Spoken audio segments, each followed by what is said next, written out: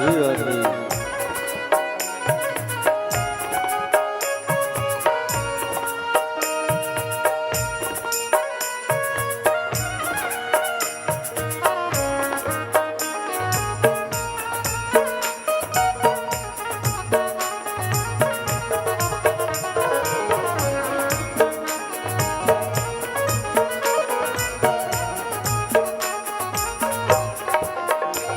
कर्णं मधुरं तरणं मधुरं हरणं मधुरं रमणं मधुरं कर्णं मधुरं तरणं मधुरं हरणं मधुरं रमणं मधुरं वमितं मधुरं शमितं मधुरं मधुराधिपतिरखिलं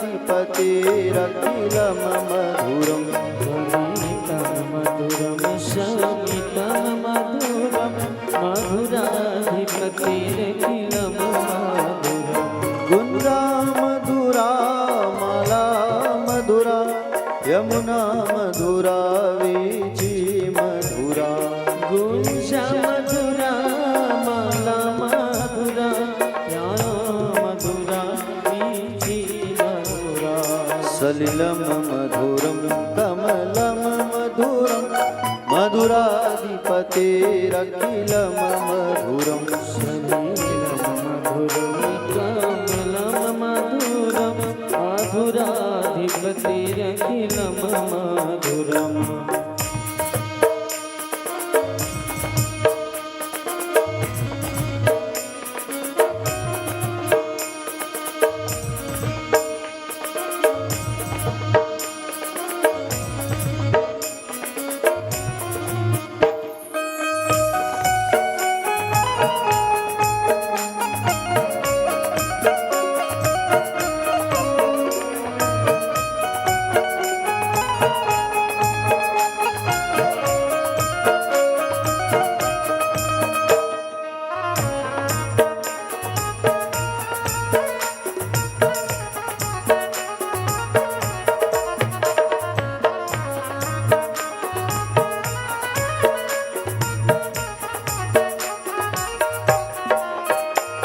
गोपी मधुरा लीला मधुरा युक्तं मधुरं मुक्तं मधुरं गोपी मधुरा लीला मधुरा युक्तं मधुरं मुक्तं मधुरं हृष्टं मधुरं शिष्टं मधुरं मधुराधिपतिरखिलं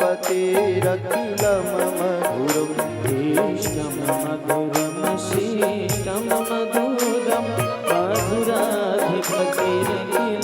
मधुरं गोपा मधुरा गावो मधुरा यष्टिर्मधुरा श्रेष्ठिर्मधुरा गोपा मधुरा गाओ मधुरा यशिर्मधुरा सृष्टिर्मधुरा दलितं मधुरं फलितं मधुरं मधुराधिपतिरखिलं मधुरम्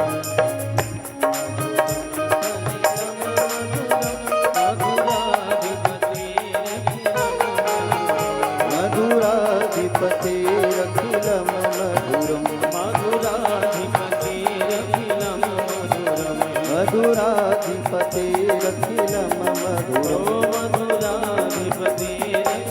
मधुरं बोले श्री गोविंद भगवान की, भागवत भगवान की, व्यास नारायण भगवान की श्री सुखदेव जी भगवान की जय, श्री परीक्षित जी महाराज की जय, राजीव लोचन भगवान की जय, कुलेश्वर महादेव भगवान की जय, पूज्य अपने अपने माता पिता की जय, त्रिवेणी संगम की जय। कथा पंडाल में विराजमान सभी भक्तजन, आदरणीय जन, सम्मानीय जन, करुणामयी ममतामयी माताएं, यशोदा स्वरूपा माताएं, देवकी स्वरूपा माताएं, नंद वसुदेव जैसे पिता तुल्य गणमान्य जन, आदरणीय जन, सम्माननीय जन और नागरिक बंधु, श्रोता समाज, दूर दूर से पधारे सभी भक्त अनुरागी भक्तजन, आप सभी का व्यासपीठ से हार्दिक वंदन है, स्वागत है, अभिनंदन है। आप सबको सादर सीताराम, जय श्री कृष्ण, जय श्री राधे। आइए, आज थोड़ा सा विलंब इसलिए हो गया क्योंकि हम लोग लाइट का इंतजार कर रहे थे। लाइट आया तो जब व्यासपीठ पे आए तो फिर लाइट गोल हो गया।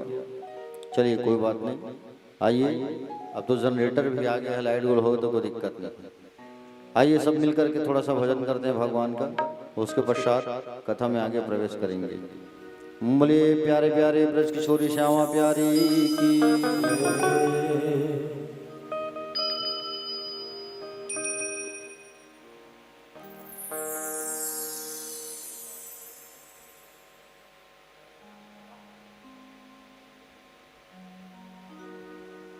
ओ राधा नाम की लगाई फुलवारी कि पत्ता पत्ता श्याम बोलता।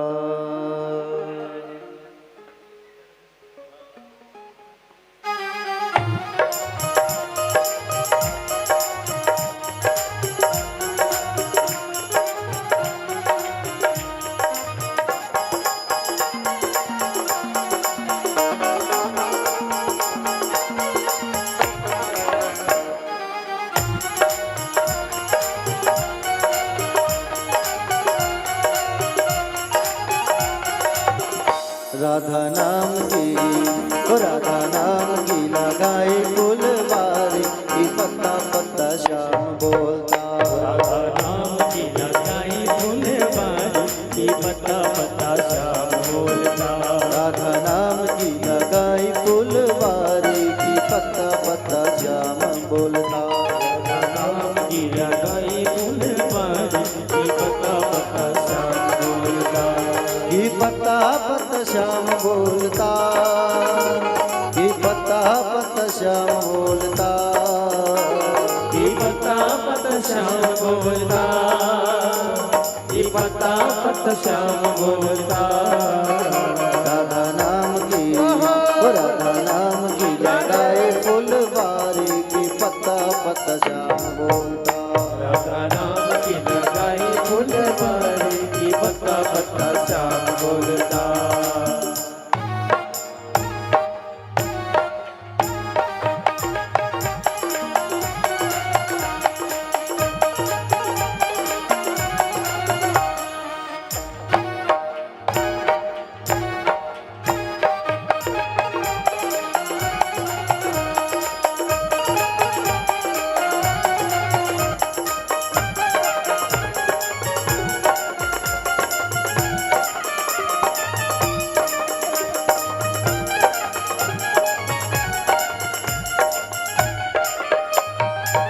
कली कली में महक उसी की, कली कली में महक उसी की, हर पक्षी में चहक उसी की, हर पक्षी में चहक उसी की। कली कली में महक उसी की, कली कली में महक उसी की, हर पक्षी में चहक उसी की। हर पक्षी में चहक उसी की। नाच मोर को नाच मोर को कोयलियाकारी की पत्ता पत्ता श्याम बोलता। राधा नाम की लगाई फुलवारी कि पत्ता पत्ता श्याम बोलता।